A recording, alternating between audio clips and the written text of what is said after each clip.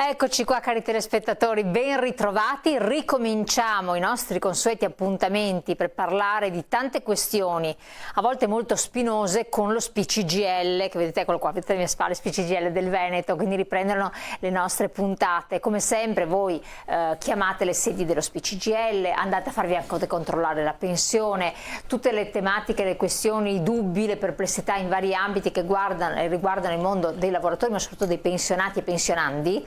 È meglio risolverlo che andando direttamente presso le sedi oppure fissando un appuntamento. Qui in trasmissione noi affronteremo con i nostri esperti, i nostri ospiti dello SPI le questioni principali, quelle grosso modo, senza analizzare il caso specifico perché non è possibile farlo, però vi farà capire quelle che sono le, tra virgolette, battaglie sindacali eterne, perché ormai anni continuano a ripetersi su certe questioni. Una di queste, sollecitata anche tante volte proprio da voi, è quella che riguarda le RSA, le case di riposo. Sono un problema grosso dal punto di vista sia per quelle pubbliche che quelle private, per chi ci lavora e per chi ci deve entrare, per le famiglie, lo sappiamo, e il sindacato se ne occupa da molto tempo. Allora facciamo un po' un quadro generale con i nostri ospiti che vi presento quest'oggi, sono ben ritrovati dopo il periodo estivo, anche se alcuni di voi hanno lavorato sempre praticamente.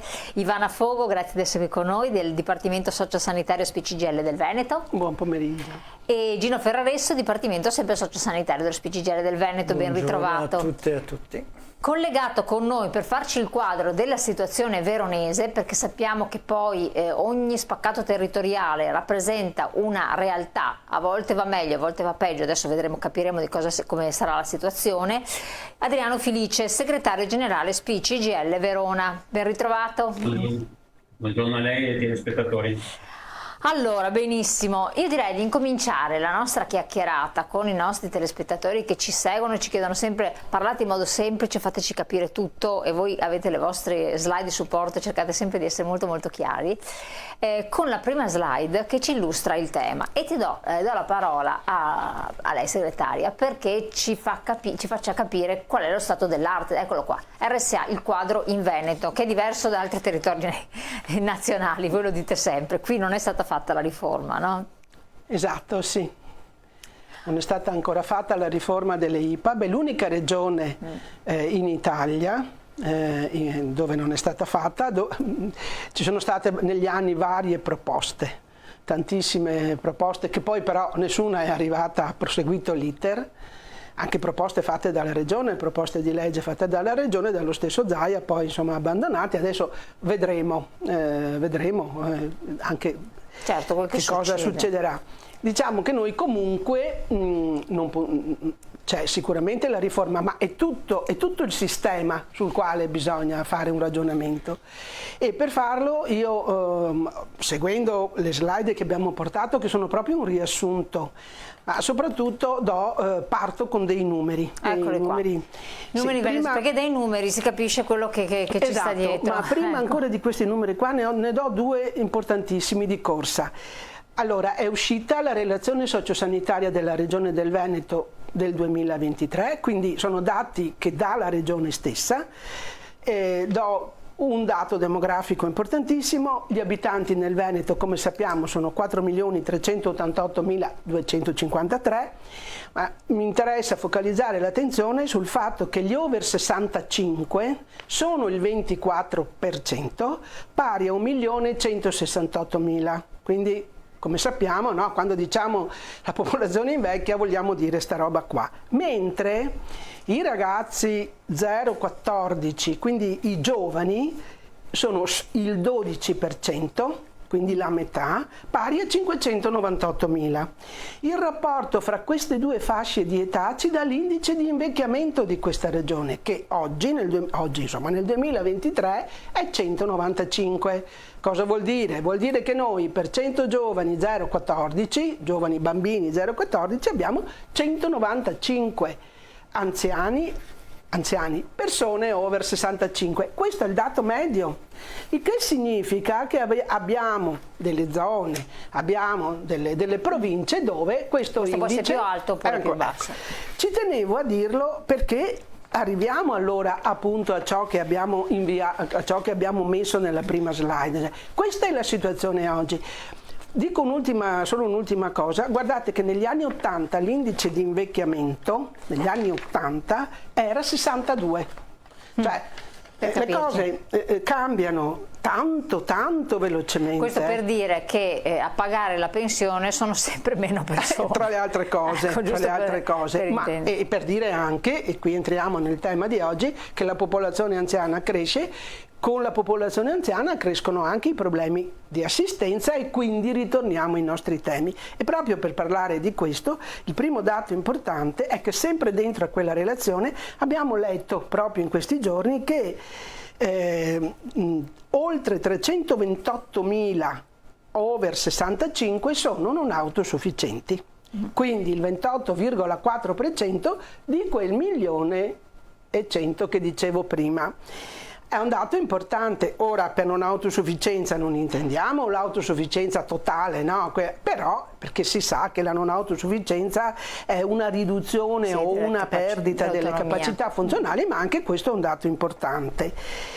L'altro dato che abbiamo indicato è che nel Veneto abbiamo 80.000 badanti, di cui circa 30.000 con contratto, e questo è un dato dell'Università Bocconi del 2018, quindi insomma per dire che è tutto questo mondo, no, che ruota attorno. Abbiamo indicato i dati del 2022, anche questi aggiornati sempre dalla relazione. Allora, gli accessi giornalieri a tutti i nostri servizi, no? I servizi di residenzialità, quindi a questi dell'anno scorso, sono stati 46.913, quindi tanti. Di quei anziani in RSA sono stati 30.755 e di questi 30.000, 26.509 usufruiscono della impegnativa di residenzialità. Quindi il DR vuol dire impegnativa di residenzialità, cioè sarebbe quell'aiuto economico che arriva dà la regione, che la regione dà, ecco, per la quota sanitaria, no? Ma poi ce ne sono anche 1.315 senza impegnativa di residenzialità, che magari sono non autosufficienti e se vogliono entrare in casa di riposo pagano tutto completamente perché non c'è l'impegnativa. Poi ce n'è anche qualche altra percentuale che è ancora in fase di esame e quindi questi sono i dati importanti. Parlando dell'impegnativa di residenzialità la descriviamo meglio nella slide successiva. E diciamo di che cosa appunto si tratta, perché è importante che i nostri cittadini a casa capiscano, non solo i cittadini ma anche le famiglie delle persone che magari hanno bisogno.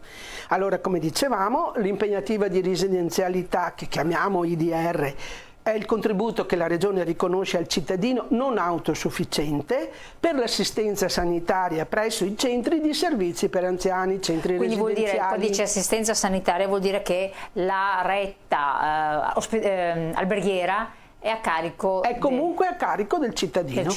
Quindi, questo sì, ecco, perché e facciamo anche adesso poi le RSA insomma hanno delle tariffe, ma diciamo che indicativamente, poi magari Gino entrerà meglio nella questione, ma indicativamente una persona in casa di riposo costa in generale dai 2.500 ai 3.000 euro, forse anche qualcosa di più al mese.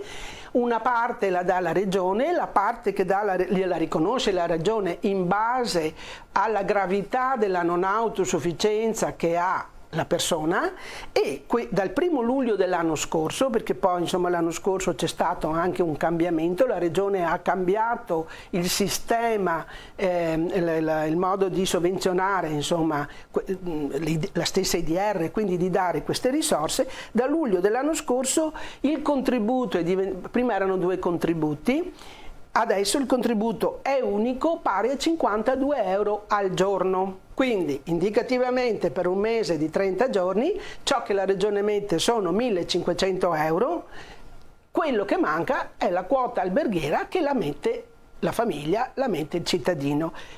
Prima di questo nuovo sistema erano 2 i contributi, c'era in base alla situazione della persona, del cittadino.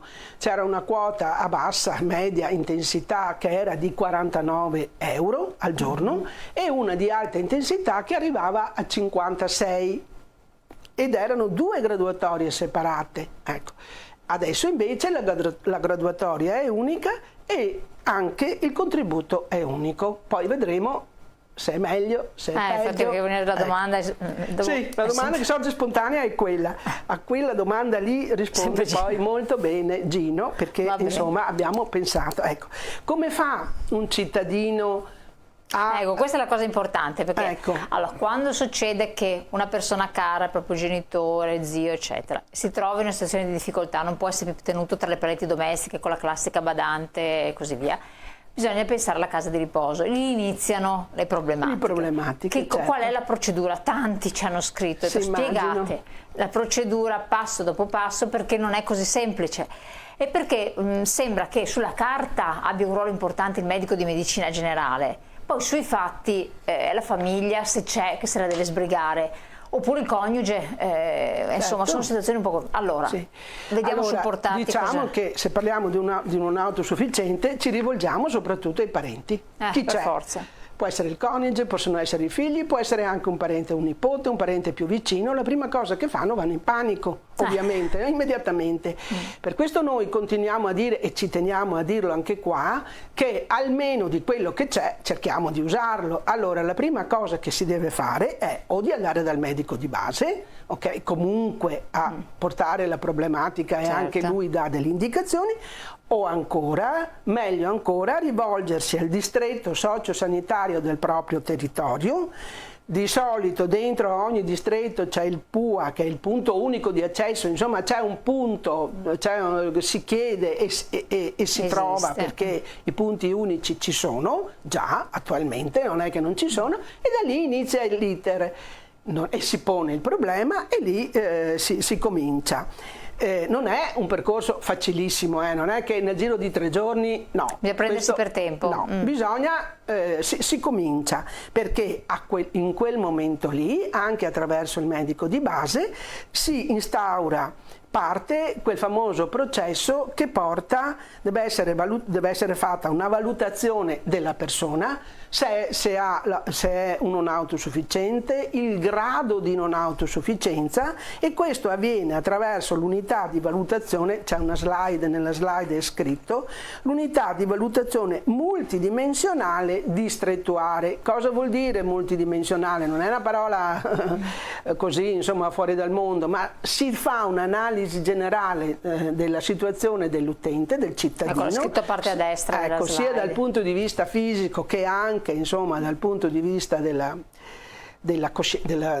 capacità, insomma, di interagire, e lì poi da questo ne nasce, c'è una commissione che analizza o la documentazione o la persona stessa, e questa commissione compila la scheda di valutazione multidimensionale dell'adulto e dell'anziano. La famosa scheda SVAMA. La famosa scheda SVAMA, che qualcuno ha sentito parlare e pensa che sia... No, è questo. È una valutazione, è una scheda di valutazione che può cambiare, però, che può cambiare nel tempo. Certamente, perché ci può essere un aggravamento. Poi lì loro stabiliscono se è una valutazione permanente, se invece è una transitoria.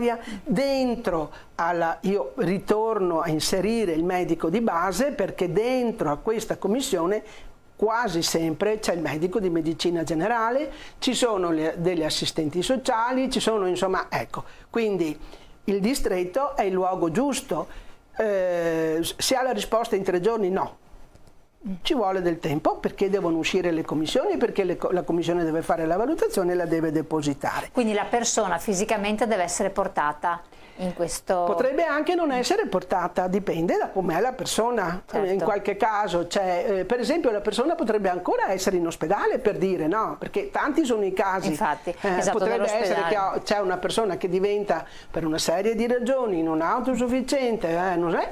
A volte ci sono anche le commissioni che si recano presso l'ospedale, oppure, insomma, c'è un passaggio di informazioni, non è detto che si debba prendere l'utente e il parente, insomma. Quindi, però questo è il percorso. È un percorso che adesso io non saprei dire bene, insomma, ci vuole un po' di tempo, a meno che non sia una situazione abbastanza grave, vogliono dei mesi, per cui lo stesso ospedale magari dà una sua, per esempio la lettera di dimissione dell'ospedale è già una valutazione, ecco, per dire.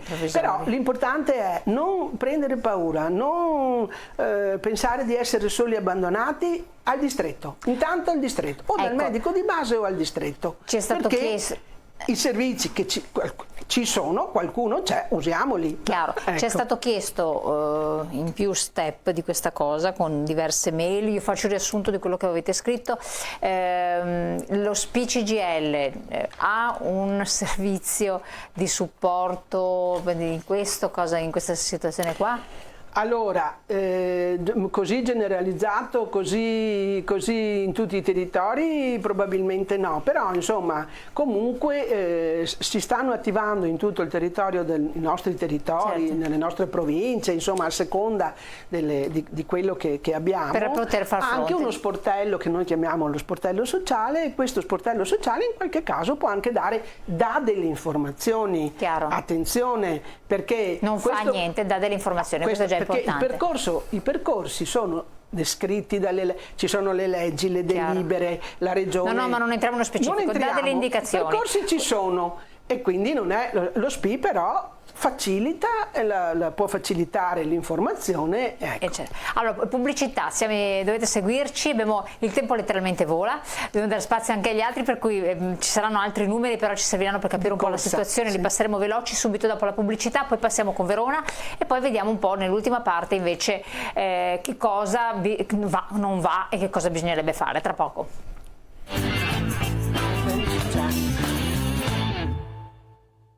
Allora, abbiamo visto il percorso che c'è da fare, andiamo a vedere un po' adesso i numeri per le criticità, velocemente. Passiamo al centro servizi nei comuni veneti, qual è la situazione? Sì, allora qui abbiamo il dato di tutte le case di riposo, di tutte le RSA che ci sono in tutto il Veneto. Guardiamo nella slide, c'è il dato diviso per provincia, ma noi andiamo al dato Veneto.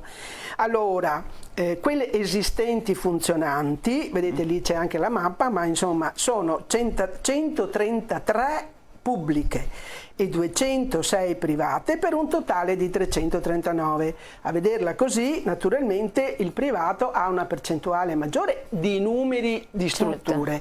Poi andiamo avanti. Dopo vediamo se è vero che andiamo avanti. Abbiamo messo un'indicazione anche, questi sono quei nuclei molto speciali, quelli per l'Alzheimer, no? I SAPA, anche qua questi sono i posti letto, sono 145 quelli per la sezione alta protezione Alzheimer, quindi sapete per la demenza, e poi 203 in tutto il Veneto, questi sono posti letto, non strutture, per gli stati vegetativi permanenti, questi sono letti, sono nuclei molto speciali, molto delicati e forse ce ne vorrebbe anche, anzi noi diciamo che di sicuro ce ne vuole di più. Passiamo all'altra slide che è importantissima per noi e la spieghiamo velocemente. Qui noi abbiamo i posti letto residenziali esistenti e quelli che potrebbero esserci, ok? Quindi vuol dire posti letto nelle case di riposo esistenti. Case di riposo. Quindi abbiamo 31.431 attuali, veri. Quindi all'1 gennaio 2022, i dati ultimi. Poi fabbisogno? Il fabbisogno, questo è quello che la Regione del Veneto ha stabilito necessiti, quindi lei stessa dice che ne servono di più. Questi sono posti letto.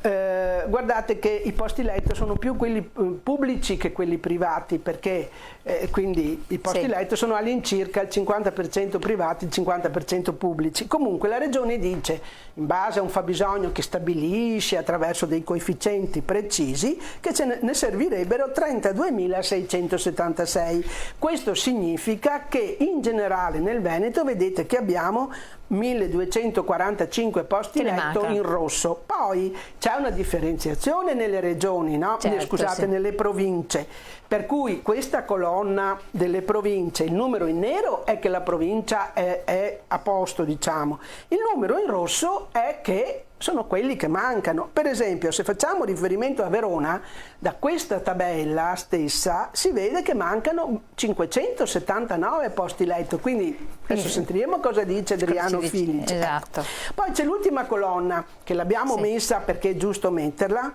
che si arriva a 35.733 posti letto che sono legati alla programmazione e che sono il risultato dei 31.431 esistenti più ciò che è stato richiesto in tutte le province da tutti i piani di zona ultimi straordinari, che sono quelli del 2021, per cui c'è una somma di più di 4.000 posti letto. Quindi non sono questi 35.733 sono di più di quelli che la regione avrebbe programmato, cioè i vari piani di zona, quindi si potrebbero darci più letti.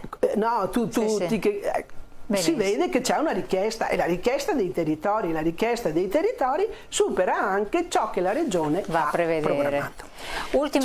C'è un'ultima slide, questa è semplice, nel senso che noi abbiamo detto va bene, noi abbiamo questi posti letto, andiamo a vedere un po' il contesto europeo. Allora intanto guardate, vedete da soli gli infermieri nelle RSA, vedete dov'è l'Italia. L'Italia ha lo 0,2% abitanti, vedete gli altri paesi, sono paesi dell'Europa questi. Siamo messi male, tanto per cambiare. Se guardiamo i posti, l'altra tabella a fianco è i posti letto, sempre paesi dell'Europa e sempre paesi comunque che insomma possono essere sovrapponibili a noi. Siamo penultimi. Vedete che purtroppo siamo penultimi, siamo all'1,9 posto letto per questo Italia, non Veneto, questo Italia. Come la Grecia. Insomma, siamo un po' più su della Grecia. L'ultimissima slide, proprio l'ultima, questa proprio è così, vediamo il finanziamento per il 2020, nel 2022 per il fondo della non autosufficienza in Veneto 838 erotti, insomma 838 milioni di euro, quindi insomma è tanto, sì, è una cifra importante, basta? Secondo noi no, ma questo insomma lo vediamo. Dopo vedremo gli altri sotto erano gli anni, no? Certo, sì, ma dopo magari se lo possono rivedere anche fermando l'immagine e rivedendo anche nel web. Allora, benissimo, una bella analisi interessante. Felice Adriano, Verona, lo spaccato su Verona, abbiamo visto già che mancano delle situazioni, no? Che cosa ci può dire dei suoi concittadini, la situazione per i suoi concittadini over 65? Aspetta che non abbiamo l'audio, forse ha...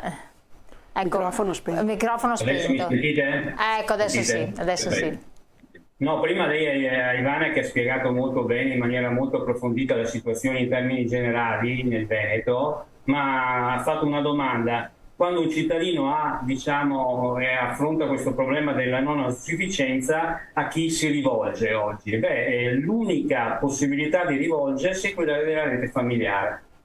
La rete familiare che sostituisce quello che dovrebbe fare il pubblico oggi, e io mi sento di dire che questo problema è scaricato sulle famiglie, sia per quanto riguarda la modalità di accesso, ma sia per quanto riguarda la parte economica. E adesso, nell'approfondire la situazione di Verona, entro nel merito.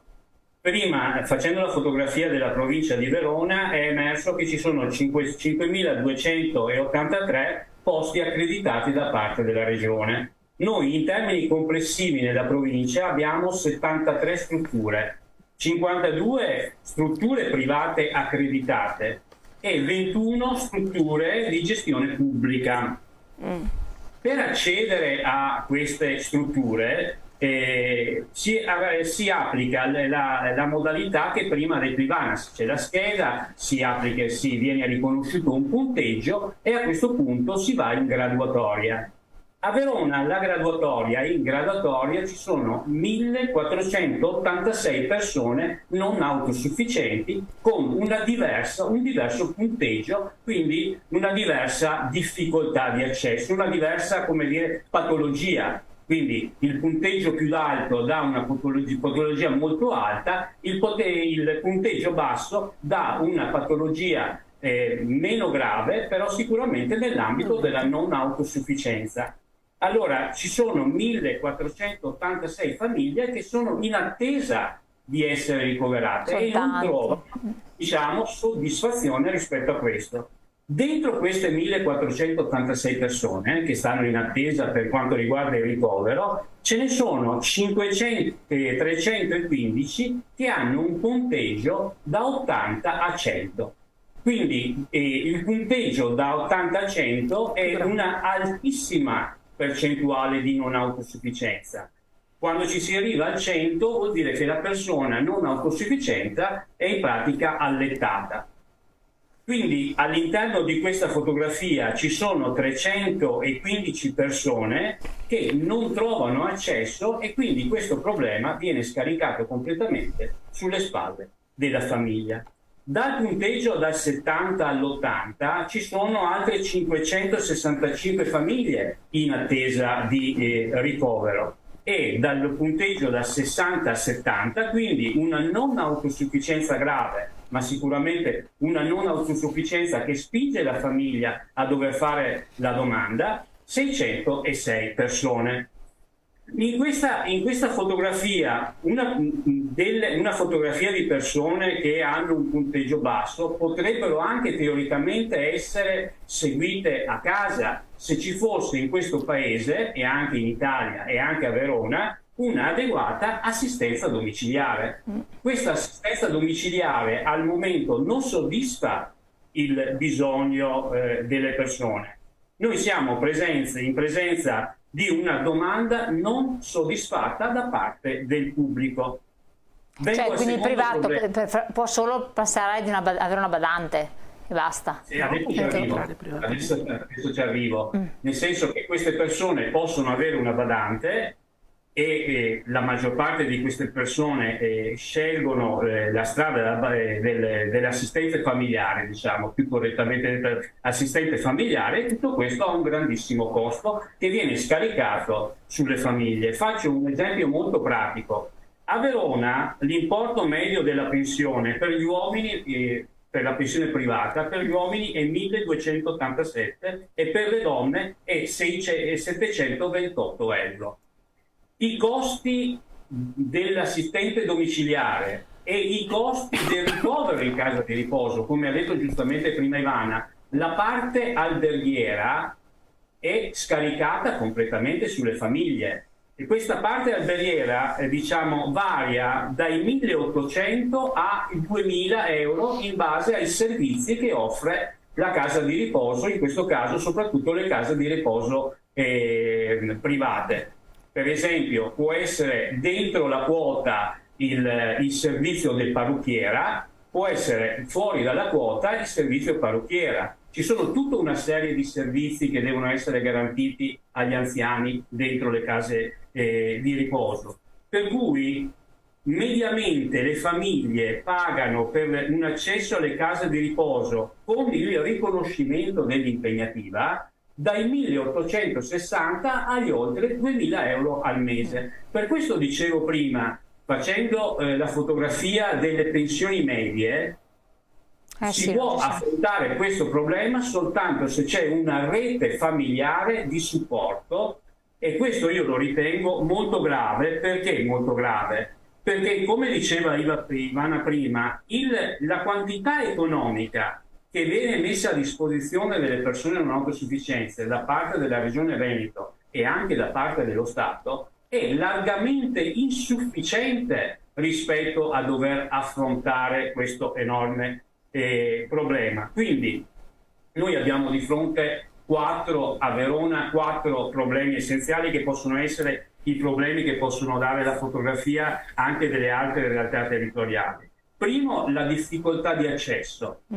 Cioè tu fai la domanda, aspetti la graduatoria. Chiaro. Finché qualcuno, sempre se ci sono i posti letto, perché se i posti letto vengono diciamo tutti esauriti, l'unica possibilità che la famiglia ha del ricovero, e in alcuni casi è l'unica possibilità di sopravvivenza della famiglia rispetto a dover accudire una persona non autosufficiente, a questo punto il ricovero non è più con costo di 2.000 euro, ma come diceva Ivana prima, c'è la parte alberghiera e la parte sanitaria che viene scaricata tutta. Noi abbiamo visto prima il numero che vi dava prima Ivana, è un numero importante, cioè quelle persone pagano sia la parte alberghiera e sia la parte sanitaria.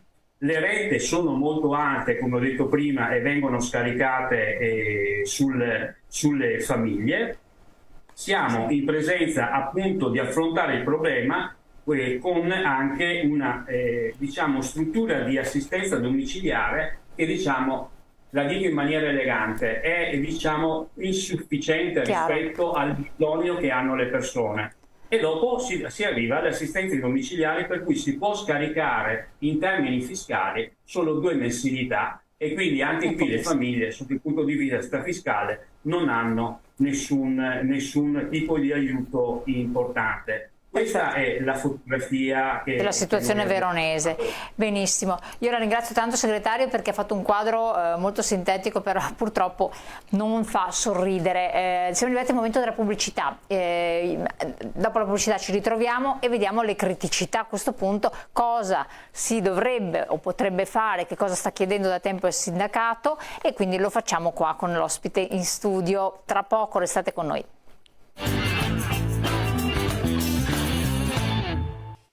Allora, Gino Ferraresso, abbiamo visto un quadro regionale, un quadro provinciale del territorio di Verona. Per assurdo io pensavo che Verona andasse meglio di altri, che magari e invece assolutamente no, e così non va bene. Lo SPCGIL, ogni anno ne parliamo. Che cosa ha fatto delle proposte in passato? Si è mosso, avete fatto poi tra l'altro delle azioni importanti anche di protesta, di manifestazione e di sicuro, però che cosa è stato fatto e che cosa siete riusciti a ottenere, se avete ottenuto qualcosa? E che cosa si può fare? E cosa si può fare? C'è speranza? Ecco, allora, più di un anno fa noi come sindacato unitariamente, quindi CGIL, CESIUIL dei pensionati, abbiamo presentato un documento alla Regione dove abbiamo affrontato complessivamente il tema della non autosufficienza, quindi non solo la parte che riguarda le case di riposo, ma oggi si è citato il tema delle badanti, il tema dell'assistenza domiciliare, via dicendo. Noi abbiamo fatto quel documento, lo abbiamo consegnato alla Regione, e dentro c'erano un po' tutti gli argomenti, un'analisi degli argomenti e anche delle proposte che dopo vedremo quali sono. La Regione cosa ha fatto in questo arco di tempo, in questo anno che è passato, più di un anno? Fondamentalmente è intervenuta su 2 o 3 questioni, in particolare appunto sulle case di riposo, ma è intervenuta in maniera disorganica, senza avere un'idea complessiva di affrontare il tema non autosufficienza. E in genere ha emanato dei provvedimenti perché il sindacato dei pensionati è andato in piazza, perché le stesse case di riposo hanno rivendicato un sostegno da parte della Regione, e allora a quel punto la Regione ha deciso di intervenire, ma ripeto, in maniera disorganica a nostro giudizio e con provvedimenti che sono anche, come dire, potrebbero essere intesi anche come peggiorativi rispetto al passato. Il tutto, quando noi abbiamo presentato questo documento alla Regione, l'assessore ci promise un tavolo di confronto che non è mai stato aperto fondamentalmente, quindi noi stiamo ancora aspettando quel tavolo di confronto e ovviamente non è che staremo zitti nel futuro. Se c'è bisogno faremo una o più manifestazioni per rivendicare le cose che abbiamo scritto in quel documento. Cosa ha fatto di buono con questi provvedimenti la Regione e cosa non ha fatto di buono con i provvedimenti? Allora, di buono sicuramente, finalmente, era una nostra richiesta del sindacato dei pensionati, era parificare una tassa che si chiama IRAP, che la pagano le aziende, e questa tassa la pagava di più la casa di riposo pubblica che non il privato, quindi c'era una sperequazione di costi a sfavore del pubblico. La Regione finalmente l'anno scorso con la legge di bilancio ha parificato l'aliquota, per cui ha messo sullo stesso piano e diciamo che in parte il pubblico è meno sfavorito nel erogare i servizi residenziali. Poi invece ha fatto un provvedimento, in particolare un provvedimento che si chiama di programmazione per i centri servizio, dove ci sono molte ombre, mettiamola così, e poche luci. Allora, Cioè? noi avevamo chiesto, in quel famoso documento di un anno fa, di aumentare le impegnative di residenzialità. L'Ivana prima ha fatto vedere nelle slide che le impegnative nel passato erano circa 26.000. Quindi cosa vuol dire? Io ho 31.000 persone dentro le case di riposo, 26.000 che ricevono il contributo da parte della regione, vuol dire che 5.000 si pagano tutta la retta, ok? Vuol dire che invece di pagare 1.800-2.000 euro arriva a pagare anche i 3.000 e oltre di retta in una casa di riposo. La regione, questa era una nostra proposta, ha aumentato le impegnative di residenzialità a 30.000. Questa è una cosa positiva, anche se è spalmata su 3 anni, e anche se la regione dice che con 30.000 impegnative io comunque coprirò meno del 90% di quelli che hanno diritto. Quindi comunque resteranno fuori un 10% che non percepiscono l'indennità. Avendo diritto, cioè vuol dire che hanno anche un reddito basso? No, non c'entra proprio niente. Reddito, con la condizione proprio, magari non sono in condizioni di salute, cioè, non sono la regione fondamentalmente ha fissato un tetto, io non do più di 30.000. Non ce la, non riesco. 30.000, in realtà ce ne occorrono di più. Poi ha fatto questa operazione, Ivana prima ha detto che l'impegnativa di residenzialità era divisa in 2 livelli. Il primo livello 49 euro, 56 euro il secondo livello. Ha fatto una cosa unica. Ha fatto una cosa unica per arrivare, diciamo, ai 30.000 impegnative, e fondamentalmente ha abbassato l'impegnativa a quelli più gravi, o meglio quelli che ce l'avevano già, non è che gliela tolgono, ma quelli che verranno in futuro prenderanno comunque 52 euro. Ora noi unitariamente avevamo fatto invece un'altra proposta, avevamo detto: guardate, la stessa regione dice nelle case di riposo, ma lo sappiamo tutti, e non solo nelle case di riposo, nella non autosufficienza stanno aumentando le patologie dementigene, l'Alzheimer e via dicendo. Ora, se tu dici questo, io di conseguenza dovrei, e siccome ci occorre molta più assistenza per queste patologie, io dovrei di conseguenza aumentare sia i posti letto per i SAPA in tutto il Veneto. I SAPA sarebbero queste persone qui Alzheimer, nuclei okay. Alzheimer. Certo. In tutto il Veneto abbiamo visto che ce ne sono 145 posti letto in tutto il Veneto, certo. No? Che sono chiaramente insufficienti. Quindi, e noi avevamo detto, differenziate invece le impegnative di residenzialità su 3 livelli, gravissimi, mettiamola così, gravissimi, gravi e medio. E ovviamente l'impegnativa avrebbe avuto un valore diverso a seconda dell'aumentare e in questo modo do un sostegno sia alla famiglia ma anche alla casa di riposo che ha bisogno di più personale per assistere certo. queste persone, cosa che invece non è avvenuta. E noi pensiamo invece che bisogna percorrere quel percorso.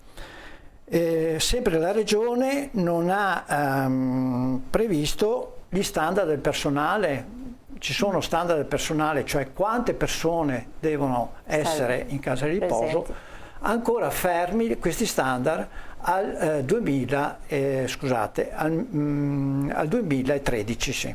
Quindi 10 anni da. Cosa bisogna fare? Esatto.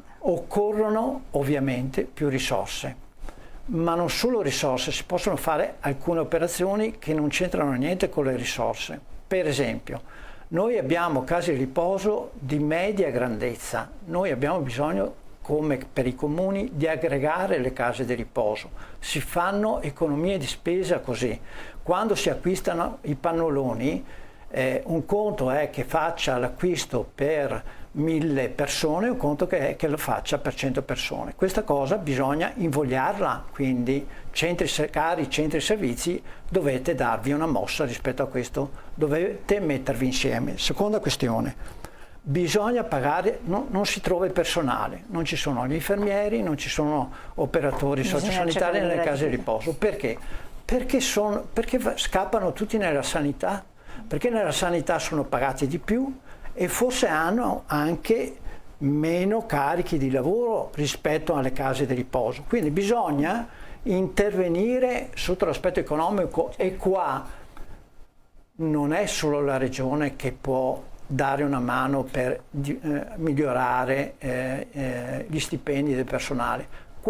Anche qua i centri servizi si devono svegliare, devono dare loro una risposta a questo problema, che è un problema, come dire, di carattere economico che spetta agli enti. Finisco. Poi c'è bisogno di una tassazione diversa, c'è bisogno di più soldi. Allora, noi abbiamo detto in tutte le salse, e non solo noi a dire la verità, anche qualche politico, che c'è bisogno, chi ha di più dia di più in questa regione. Si è detto, aumentate l'addizionale IRPEF per i redditi più alti, riuscite a trovare un po' di milioni per dare una risposta a queste ed altre priorità. Ai tempi del governatore Galan, il governatore Galan cancellò questa differenziazione dell'addizionale IRPEF e si cancellò 100 milioni che sparirono, che potevano benissimo, che si potrebbero oggi benissimo, utilizzare per dare una risposta alla non autosufficienza nella nostra regione. Finisco proprio. Poi si possono fare risparmi di spesa. Cosa voglio dire? Allora, io ho qua una delibera molto recente della Regione Veneto, dove si dice che per organizzare le feste dell'identità del popolo veneto e altre cose di questo genere, la regione ha un fondo di 609.000 euro. Ora, forse si potrebbero utilizzare meglio queste risorse. Chiarissimo, meditate su quanto detto adesso Gino Ferraresso, rivedete la puntata, grazie.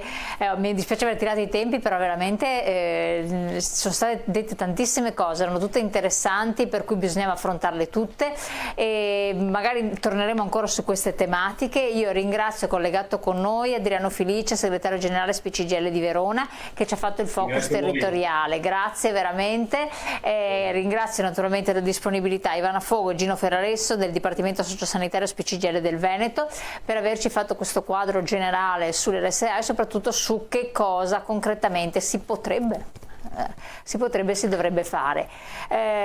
Work in progress, perché come sempre vi aggiorneremo su quelle che sono le azioni che nel frattempo si riescono a intraprendere, che lo SPCGIL intraprende, e anche le varie manifestazioni che poi come ogni anno verranno anche effettuate, se ci sarà questo famoso incontro per la riforma del sociosanitario in Veneto.